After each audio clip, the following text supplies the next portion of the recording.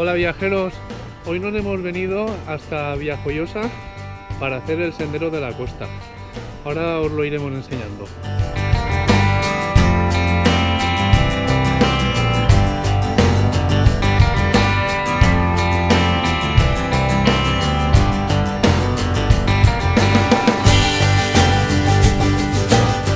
Y después de ir hasta la Cala Finestrat caminando, vamos a ver si comemos en una calita que se llama Raco de Conill y nos refrescamos.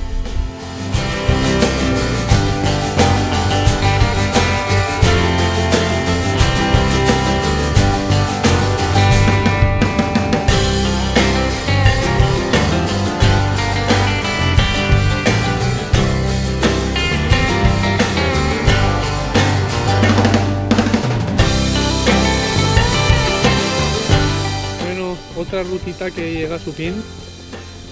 No contábamos con bañarnos y al final nos hemos bañado en una calita que hay.